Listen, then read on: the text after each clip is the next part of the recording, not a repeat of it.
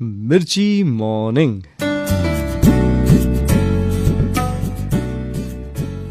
પોતાની વાઈફને માનથી બોલાવનાર કેટલા હસબન્ડ્સ હશે?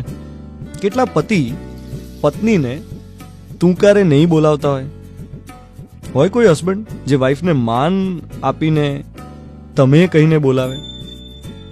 કેમ કેમ વાઈફે જ હસબન્ડને તમે કહેવાનું? કેમ ઊંધું ના થઈ શકે? થઈ જ શકે, ઈગો નડે જ સાહેબ. ખેર, આજે વાત કરવી છે સંબોધનની.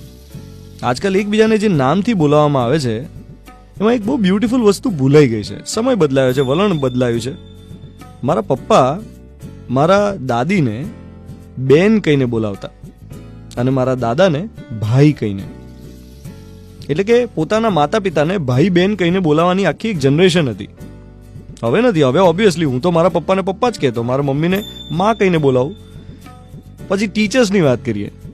અમારી જનરેશન એ છેલ્લી જનરેશન છે જે ટીચર્સને બેન કે સાહેબ કહીને બોલાવતી. અમે ક્લાસ ટીચરને એમના નામથી નહીં પણ બેન કહીને બોલાવતા અથવા સાહેબ કહેતા. હવે બધું મેમ અને સરમાં ઓબ્વિયસલી કન્વર્ટ થઈ ગયું છે, કારણ કે બધા ઇંગ્લિશ મીડિયમમાં ભણતા હોય. એ ખોટું છે એમ નથી કહેતો, જરાય નથી કહેતો. મેમ અને સરમાં કંઈ ખોટું નથી. આ તો પેલો જે ઉદ્બોધનનો ભાવ હતો ને, આપણી ભાષાની જે આત્મીયતા હતી, એ ભાવ જતો રહ્યો ખાલી એમ. બાકી દરેક સંબંધમાં સંબોધન બહુ જ અગત્યનો ભાગ ભજવે છે. જો તમે કોઈને પણ હુલામણા નામથી બોલાવતા હો ને, તમે કોઈનું પેટ નેમ પાડ્યું હોય તો એમાં વિશેષ પ્રેમ ભરેલો છે. માની લો કે તમે તમારા કઝિનનું કોઈ સ્પેશિયલ નામ પાડ્યું છે અને એ નામથી એનો નંબર મોબાઈલમાં સેવ કર્યો છે, તો એનો મતલબ એ કે બીજા બધા કઝિન્સ કરતાં એ તમને વિશેષ પ્રિય છે, ફેવરિટ છે. એ જ રીતે રિસ્પેક્ટ પણ બહુ મોટો ભાગ ભજવે છે. એક આખી જનરેશન એવી હતી જેમાં દાદા દાદીને તમે કહીને બોલાવતા હોય. દાદા દાદીને પૂછતા હોય કે તમે જમ્યા? દાદા દાદીને પૂછતા હોય કે તમે ચાલવા આવશો મારી સાથે? હવે પેલા માનવાચક ઉદ્બોધન વાળો વર્ગ ઓછો થયો છે.